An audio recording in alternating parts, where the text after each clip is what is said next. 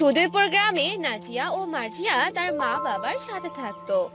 নাজিয়া ও মার্জিয়াদের সংসার ভালোই চলছিল, কিন্তু হঠাৎ করে তাদের পরিবারে অশান্তিতে ভরে উঠলো আর তাদের মা মারা যায়। মা, তুমি কেন আমাদের ছেড়ে চলে গেলে? এখন আমাদের কি হবে? আমরা এখন কার কাছে থাকবো? কাকে মা বলে ডাকবো? কেন আমাদের ছেড়ে চলে গেলে? এসব বলে নাজিয়া ও মার্জিয়া দুজনই কান্না করতে থাকে। তাদের বাবা ও কয়েকজন মিলে নাজিয়া ও মার্জিয়া সান্ত্বনা দিতে থাকে। নাজিয়া ও মার্জিয়া ছোট মানুষ, এদের বোঝানো বড় দায়। এভাবেই কিছুদিন চলতে থাকে। পাড়া প্রতিবেশী নাজিয়া ও মার্জিয়ার বাবাকে একটা বিয়ে করতে বলে, নাজিয়া ও মার্জিয়াকে দেখাশোনার জন্য। বলছি, এবার একটা বিয়ে করেই ফেলো। নাজিয়া আর মার্জিয়া তো অনেক ছোট, তাদের দেখাশোনার জন্য তো একটা মায়ের দরকার। না না, আমি এটা করতে পারবো না। কিছুদিন আগেই তো ওদের মা মারা গেল। এত তাড়াতাড়ি বিয়ে করলে মানুষ কি ভাববে? মানুষ আর কি ভাববে? আমরা তো আসি নাকি? তোমার মেয়ে দুটোর কথাও অন্তত ভাবো, তারা তো একটা মা পাবে। আচ্ছা ঠিক আছে, ভেবে দেখবো আমি, দেখি কি করা যায়। এভাবেই কিছুদিন চলে যায়। নাজিয়া ও মার্জিয়ার বাবা ঠিকমতো তাদের টেক কেয়ার করতে পারছিল না। না, এভাবে আর হবে না। আমি মেয়ের দুটোর ঠিকমতো সেবা করতে পারছি না। এবার বুঝি একটা বিয়ে করতেই হয়। নাজিয়া ও মার্জিয়ার বাবা কিছুদিন পর একটা বিয়ে করে ফেলে। আর নতুন বউ বাড়িতে আনাতেই তাদের বাবা বলে, আজ থেকে নাজিয়া ও মার্জিয়া তোমার মেয়ে। তুমি ওদের খেয়াল রাখবে, ওদের সাথে কখনো খারাপ ব্যবহার করো না। তাহলে এই মাহারা মেয়ে দুটো অনেক কষ্ট পাবে। আচ্ছা, তুমি কোনো চিন্তা করো না, আমি ঠিকমতো ওদের খেয়াল রাখবো। আজ থেকে ওরা আমার মেয়ে, আমি ওদের সাথে কখনো খারাপ আচরণ করব না। আচ্ছা ঠিক আছে, আজ থেকেই সংসারের সব দায়িত্ব তোমার। নাজিয়া ও মার্জিয়ার বাবা ব্যবসা করত। সেই সুবাদেই তারা একটি বাড়ি কিনেছিল। আর বাড়ির চাবি পেয়ে নাজিয়া ও মার্জিয়ার সৎ মা অনেক খুশি হয়ে গেল। বাহ, বিয়ে করতে না করতেই বাড়ির চাবি পেয়ে গেলাম। ভালোই হলো, এখন থেকে সব কিছুই আমার। এভাবেই কিছুদিন চলে গেল।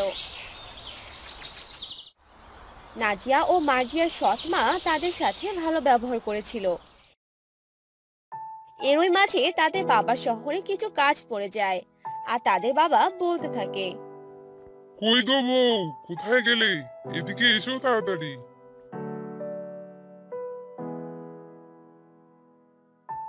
আরে বাবা, আসছি আসছি। বলো কি হয়েছে, এত ডাকছো কেন? আমি ব্যবসার কাজে কদিনের জন্য শহরে যাচ্ছি। তুমি নাজিয়া আর মার্জিয়ার খেয়াল রেখো। আমার কাজ শেষ হলেই আমি চলে আসবো। আর নিজেরও খেয়াল রেখো। আচ্ছা, তুমি কোনো চিন্তা করো না, আমি ওদের খেয়াল রাখবো আর নিজের যত্নও নিব। ঠিক আছে, আমি এবার গেলাম। নাজিয়া ও মার্জিয়ার বাবা ব্যবসার কাজে শহরে চলে গেল। আর এরপর থেকে শুরু হলো নাজিয়া ও মার্জিয়ার কাল দিন। তাদের সৎ মা তাদের সাথে খুব খারাপ আচরণ করতে থাকে। মা, মা, আমার খুব খিদে পেয়েছে, আমাকে একটু খেতে দেবে? আমার খুব খিদে পেয়েছে। কি বললে, খিদে পেয়েছে? খাবার খাবে বলে বাড়ির কাজ করবে কে শুনি? আমরা তো ছোট মানুষ, আমরা কিভাবে কাজ করব? আহ, আসছে ছোট মানুষ। হ্যাঁ, এখন থেকে বাড়ির সব কাজ তোরা করবি। আমরা এত কাজ করতে পারবো না মা। কি বললি, কাজ করতে পারবি না? কাজ না করলে তোদের ভাত বন্ধ। না মা, এরকম বলো না, আমরা তোমার সব কাজ করে দেব। যা, এখন দুজনে মিলে বাসন আর কাপড়গুলো ধুয়ে ফেল, দেরি যেন না হয়। নাজিয়া ও মার্জিয়া কাজে লেগে পড়ে গেল। তাদের কাজ করতে করতে অনেক কষ্ট হচ্ছিল, কারণ এর আগে তারা কখনো এত কাজ করেনি। মার্জিয়া, তুই যা, আমি সব কাজ শেষ করছি। না রে, আমিও কাজ করব। তোর অনেক কষ্ট হবে, এত কাজ একা করতে পারবি না তুই। আজ যদি আমাদের মা বেঁচে থাকতো, তাহলে আমাদের এত কাজ করতে দিত না। হ্যাঁ রে নাজিয়া, ঠিক বলেছিস তুই। চল এখন তাড়াতাড়ি কাজ সেরে ফেলি। মার্জিয়া আর নাজিয়া দুজনে মিলে সব কাজ করে ফেললো।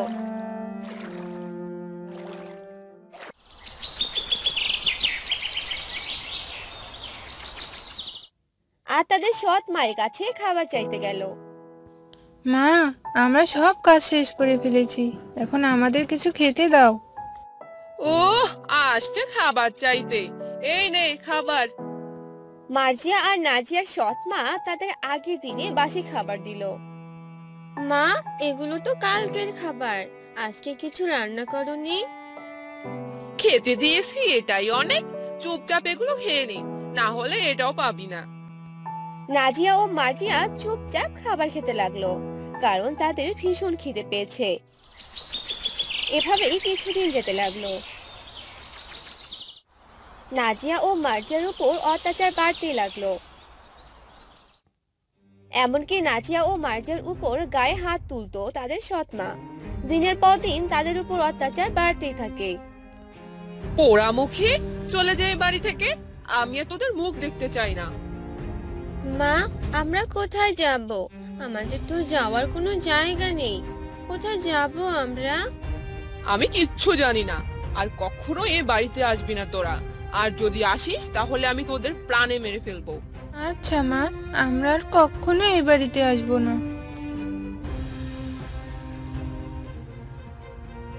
এই বলে নাজিয়া আর মার্জিয়া তাদের বাড়ি থেকে চলে যায়। আর হাঁটতে হাঁটতে জঙ্গলের দিকে চলে যায়। আর তারা জঙ্গলেই থাকতে শুরু করে। বিভিন্ন ফলমূল খেয়ে তারা দিন পার করতে লাগলো।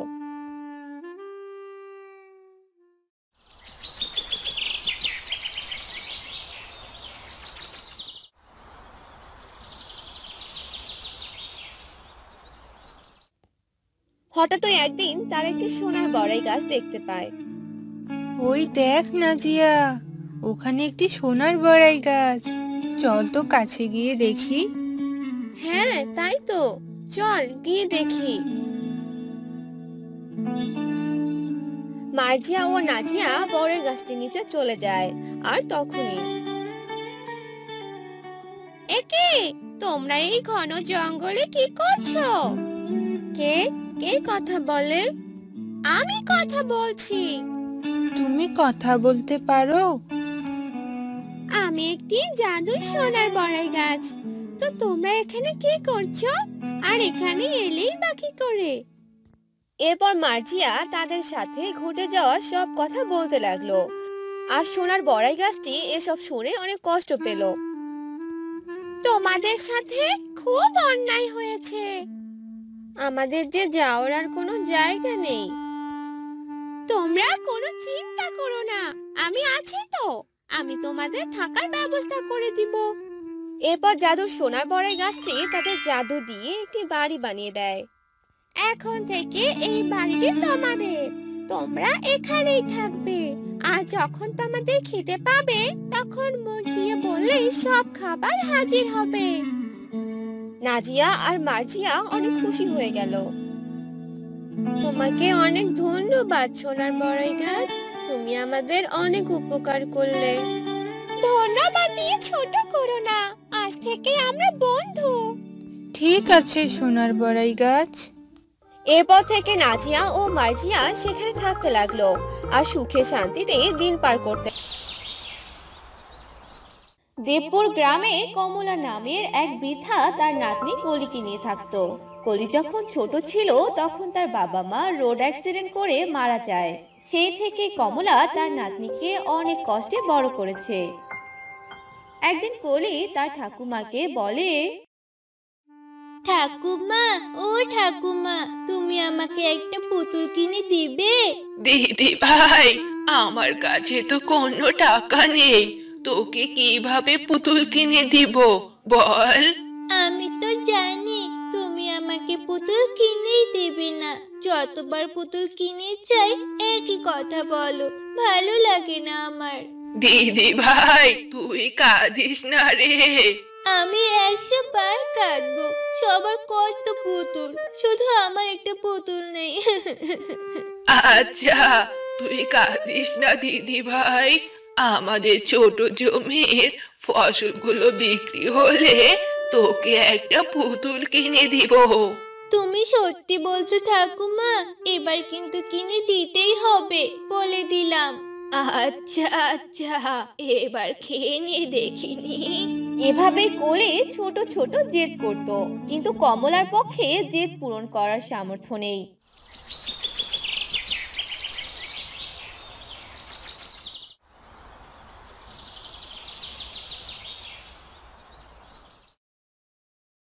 একদিন কলি খেলতে যায়। কি রে রিয়া, তোরা খেলছিস? আমাকে খেলায় নে না রে। না না, তুই ভাগ এখান থেকে। তোর পোশাকের যা অবস্থা, ছি, যা যা এখান থেকে। তোর সাথে আমরা খেলবো না। তোরা এভাবে কেন বলছিস? আমার সাথে খেললে তোদের কি হবে? নে না রে আমাকে খেলতে। আমাকে কেউ খেলতে নেয় না। তোকে বলছি না এখান থেকে চলে যেতে। তোর মতো গরিবের সাথে আমরা খেলবো না। যা বলছি, যা, দূর হয় এখান থেকে। এরপর কলি কান্না করতে করতে সেখান থেকে চলে যায়। আমি গরিব বলে কেউ আমার সাথে মিশে না। বাড়িতে গিয়ে ঠাকুমার কাছে জামা কিনে যাব। এরপর কলি বাড়িতে যায়। ঠাকুমা, ও ঠাকুমা, কোথায় তুমি? কি রে দিদি ভাই, এভাবে ডাকছিস কেন? কি হয়েছে তোর? ঠাকুমা জানো, আমি গরিব বলে কেউ আমাকে খেলতে নেয় না। আমি নাকি নোংরা। তুমি আমাকে একটা জামা কিনে দাও না ঠাকুমা। দিদি ভাই, এত বায়না ধরিস, আমি তোকে কিভাবে কিনে দিব বল? আমরা তো ঠিকভাবে খেতেই পারি না। তোর শখ আহ্লাদ আমি কি করে পূরণ করব? বুঝতে পেরেছি, কিনে দিবে না তো? লাগবে না কিছু তোমার। এ বাড়িতে আমি থাকবোই না। তুমি আমাকে একটু ভালোবাসো না। আমি চলে যাচ্ছি, আর আসবো না। দিদি ভাই, যাস না, শোন আমার কথা। এই মেয়েটাকে নিয়ে আর পারি না। পেটে খিদে লাগলে ঠিকই চলে আসবে। কলি মনে অনেক কষ্ট নিয়ে বাড়ি থেকে চলে যায়। অন্যদিকে কমলাও আর তাকে খুঁজতে যায় না। এই রে, ঠাকুমার সাথে তো রাগ করে চলে এলাম। ঠাকুমা আমাকে একবার আটকালো না। ঠাকুমা আমাকে ভালোই বাসে না। রাগ করে এসেছি, বেশ করেছি। আর ফিরবো না আমি। কলি আনমনে রাস্তা হাঁটছিল আর এসব বলছিল। হাঁটতে হাঁটতে সে একটা গর্তে পড়ে যায়। আমি কোথায় এসে পড়লাম? কি ভয়ঙ্কর জায়গা! দেখি তো একটু আশেপাশে। কলি একটা শয়তান ডাইনির আস্তানায় এসে পড়ে, এক ভয়ঙ্কর জায়গায়। এখানে তো অনেক কঙ্কাল পড়ে আছে। এটা আমি কোথায় চলে এলাম? আমি বাড়িতে যাব। কলি যখন এসব বলছিল তখন তার সামনে এক ডাইনি চলে আসে। বাড়িতে যাবে? বাড়িতে যা, দেখি কিভাবে যাস। কে কে কে কে তুমি? আমার রাজ্যে এসে আমাকে বলছিস আমি কে? আজ তুই আমার রাতের খাবার। এই পূর্ণিমা রাতে তোকে খেয়ে নিজে শক্তিশালী হব। হ্যাঁ, খেয়ে ফেলো আমাকে। আমার বেঁচে থেকে কি লাভ? মরে যাওয়াই ভালো। এই চুপ! এখান থেকে পালানোর একদম চেষ্টা করবি না। এই কুঠুরিতে বন্দী থাক তুই। আজ রাতে আমার খাবার হওয়ার জন্য প্রস্তুত হ। এরপর ডাইনি কলিকে কুঠুরিতে বন্দী করে রাখে। কলি মনের কষ্টে বসে কান্না করে। হঠাৎ সে একটা বোতলে কি যেন দেখতে পায়। এ কি? বোতলে ওটা কি? দেখি তো গিয়ে। এরপর কলি সে বোতলটির কাছে যায় আর গিয়ে দেখে বোতলের ভিতরে এক পরী। সে কি? বোতলের ভিতরে কে যেন বন্দী হয়ে আছে। দেখি তো, মুখটা খুলে দেই। এরপর কলি বোতলের মুখটা খুলে পরীকে মুক্ত করে দেয়। কে তুমি? আমি লালপরি।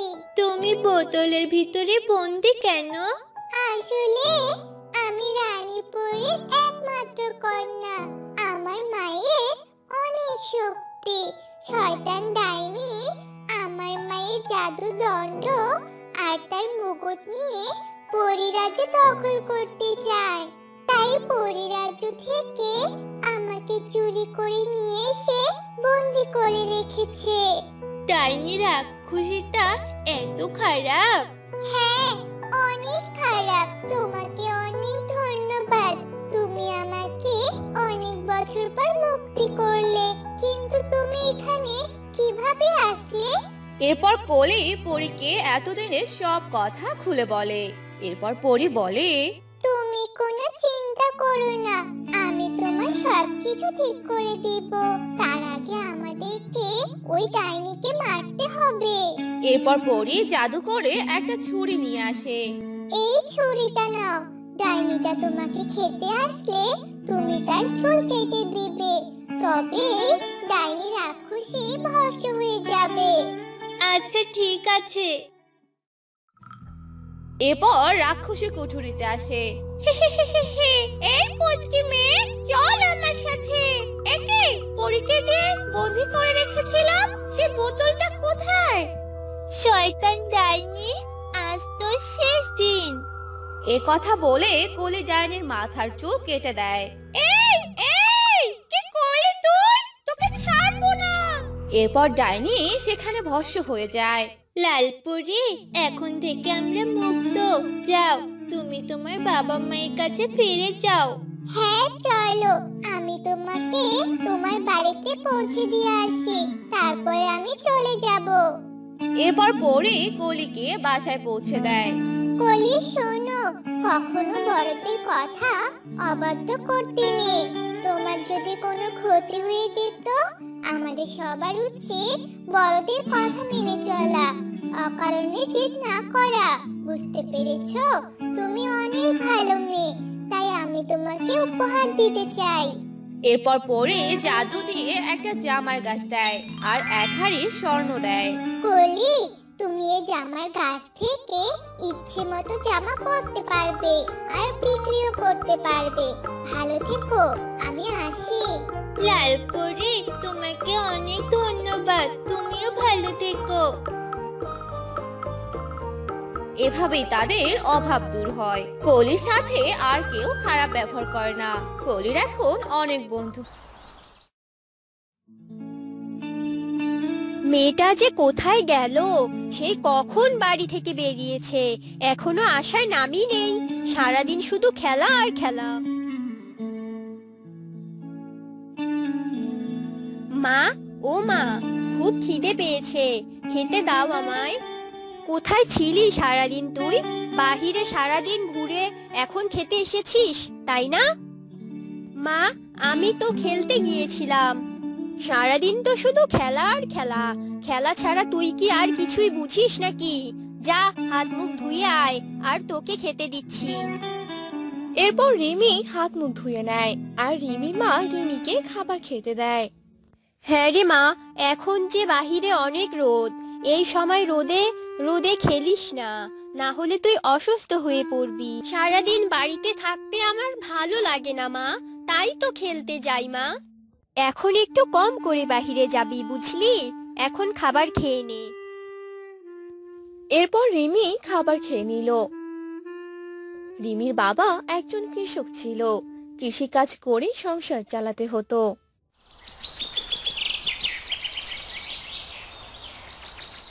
হ্যাঁ গো, আমাদের জমিটার কি অবস্থা? এবার ফসল ভালো হবে তো? দেখি গিন্নি কি হয়। জমিতে সার দিতে হবে, আর এই রোদের কারণে জমি যে শুকিয়ে গেছে, জলও দিতে হবে।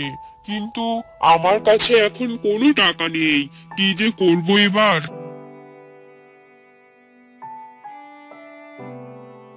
হ্যাঁ গো, এই নাও, এই বালাগুলো বিক্রি করে যে টাকা পাবে সেই টাকা দিয়ে জমিতে সার দিও।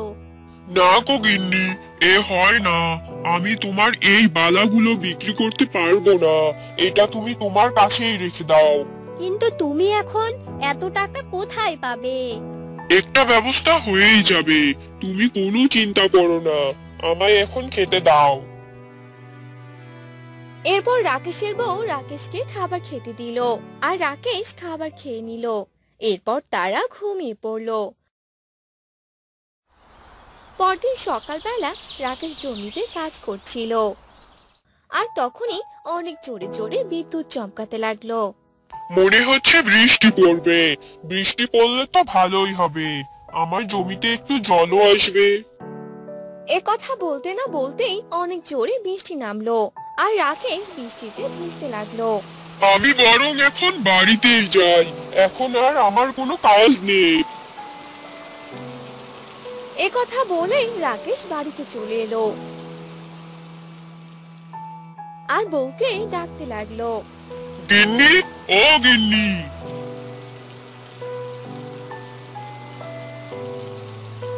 হ্যাঁ গো, তুমি চলে এসেছো। ঘরে যে থাকাই যাচ্ছে না, বৃষ্টির পানি যে পুরো ঘরে পড়ছে, ঘরের চাল যে পুরো ফুটো হয়ে গেছে। এবার কি হবে বলো তো? কি সব বলছো গিন্নি? এই যে আরেক ঝামেলায় পড়লাম, এখন তো নতুন চাল কিনে দিতে হবে। সেটাই তো করতে হবে, না হলে তো এই ঘরে থাকা যাবে না। এভাবেই অনেকদিন চলে গেল।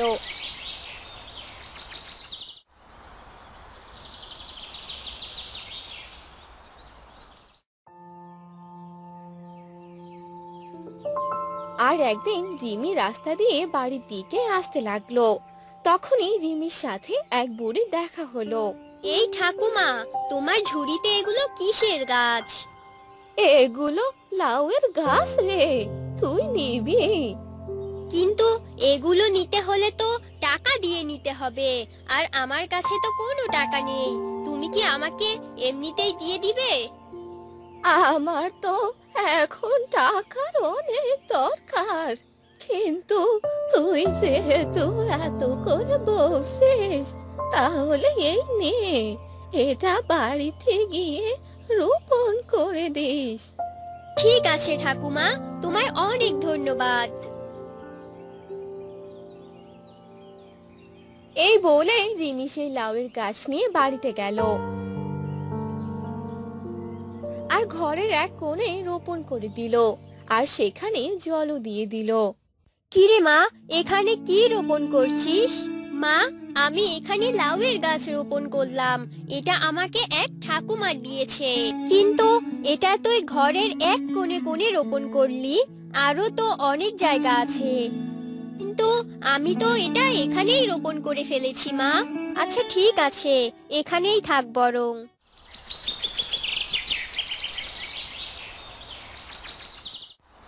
সেই লাউয়ের গাছটি দেখতে দেখতেই অনেক বড় হয়ে যায়, আর জাংলা না দেওয়ার কারণে লাউয়ের ডালপালাগুলো ঘরের চালে ভর্তি হতে থাকে। সে কি গো, লাউয়ের ডালপালাগুলো যে চালের উপর এসে পড়লো। তুমি তো একটা জাংলা দিতে পারতে। আমি তো সারাদিন জমিতে কাজ করি, এজন্য তো জাংলা দিতে পারিনি, কিন্তু এখন তো পুরো জালেই ডালপালা ভরে গেছে। এখন আর কিচ্ছু করতে হবে না, এমনই থাক। এভাবেই অনেকদিন চলে গেল, লাউয়ের ডালপালা পুরো চালে ভর্তি হয়ে গেল।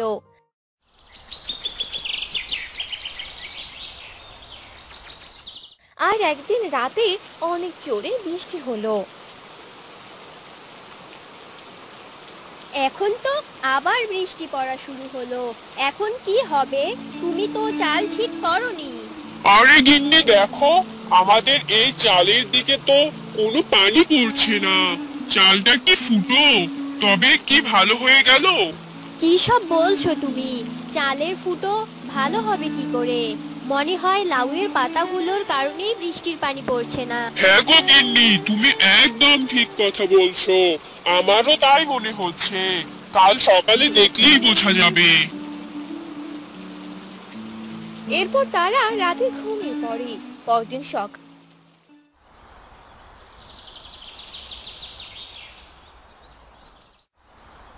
সকালে তারা বাইরে গিয়ে দেখে হ্যাঁ গো গিন্নি, এই দেখো লাউ পাতাগুলো যে পুরো চালে যে ঘিরে রেখেছে গো গিন্নি, এজন্যই কাল বৃষ্টির হাত থেকে আমরা রক্ষা পেলাম। এ যে আমাদের লাউ পাতার ঘর। লাউয়ের গাছটা এখানে রোপণ করে অনেক ভালো হয়েছে। হ্যাঁ বাবা, এই গাছ আমি এনেছিলাম আর আমি এখানে রোপণ করেছি। হ্যাঁ রে মা, তুই খুব ভালো করেছিস, আমাদের অনেক বড় উপকার হলো বুঝলি, না হলে এই বৃষ্টির পানিতে আমাদের ভিজতে হতো। তাহলে বাবা, এখন তো আমাদের কোনো অসুবিধা হবে না, আর বৃষ্টির পানিও পড়বে না। হ্যাঁ রে মা, একদম ঠিক বলছিস। হ্যাঁ গো গিন্নি, তোমার রান্নাটা হলো, আমায় খেতে দাও, আমার যে কাজে যেতে হবে। হ্যাঁ গো, রান্না হয়েছে, তোমরা বাবা মেয়ে বসো, আমি এখনই খাবার আনছি। এরপর রাকেশের বউ তাদের জন্য খাবার নিয়ে আসে আর সবাই একসাথে বসে খাবার খেয়ে নেয়। এরপর রাকেশ জমিতে যায়। আরে দাদা, তোমার ফসল তো এবার বেশ ভালো হয়েছে। হ্যাঁ দাদা, সবই ভগবানের আশীর্বাদ। বেশ বেশ, খুব ভালো। এ কথা বলে সেই লোকটি সেখান থেকে চলে গেল। এভাবেই কিছুদিন যাওয়ার পর রাকেশ তার ফসল বাড়িতে নিয়ে এলো। এরপর সেগুলো বাজারে ভালো দামে বিক্রি করে দিল। আর এভাবে তারা লাউ পাতার ঘরে সুখে শান্তিতে থাকতে লাগলো।